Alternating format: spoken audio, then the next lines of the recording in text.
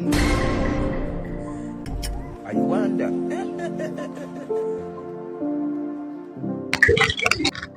Binti, nipe maji ni. Nachoka mimi. Tangu lini watu wa kanisani mkachangamana na sisi? Sisi mama tuitaje sisi hapa gani? Hatumjui Yesu. Vipi leo kujiomba maji baba? Wewe pambana tu na hali yako babangu. I wonder. Binti, kama ungejua Yesu ana zawadi kwa ajili yako na ni nani anayekuomba haya maji, ungeliniomba mimi maji nami ningekupatia maji yanayostahili, yanayokustahili, maji sio maji yenu. Nachoka mimi. Baba, ushakuwa baresa au mosku hivi? Au ndo minu zako ndugu yangu? Maji gani uliokuwa nayo wewe? Una kiwanda? Hebu nitolee nywele zako, usiniteuza beza, lakini nimechanganyikiwa na mambo yangu hapa kibao.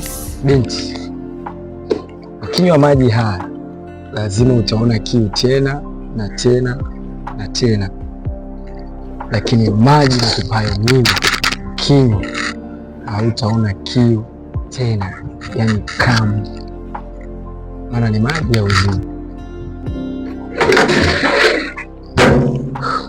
Haya, nipe hayo maji sasa. Hayo maji ambayo nikinywa sitokuja tena hapa kisimani, maana hizo ekaeka za kuchota zimeshanichosha. Nipe na unanipa hapa au naenda kuchukua kwako? Oh. Nenda kamlete mumeo. Unajua bwana, mimi sina mume. Hauna mume? Najua unao watano kabisa. Hata huyo kuwa naye sasa hivi sio wa kwako. Okay, maji alikuwa anazungumzia Yesu sio tu maji, lakini maji alikuwa anazungumza hapa. Unajua watu wengi siku hizi huwa tuna kiu nyingi sana. Unaweza ukawa una kiu ya madawa ya kulevya, una kiu ya wanawake, una kiu ya wanaume. Kiu ziko nyingi sana za dhambi. Lakini Yesu akikupatia maji ya uzima, yani ukimpata Yesu anakuja kuwa maji ambayo atakata kiu yako ya dhambi ndani yako. Atakausha hiyo kiu ya dhambi, hautakuwa unafanya hiyo dhambi tena. Atakupa maji ya uzima kwa sababu yeye peke yake ndio aliteswa msalabani kwa ajili ya dhambi zako. Kwako dada, aliteswa msalabani akafa na akafufuka akashinda, ili akupe na wewe ushindi dhidi ya dhambi ambayo inakusumbua. Leo unayo maamuzi. Mpe Yesu tu maisha yako kwako, akuondolee kiu ya dhambi na usitende dhambi tena.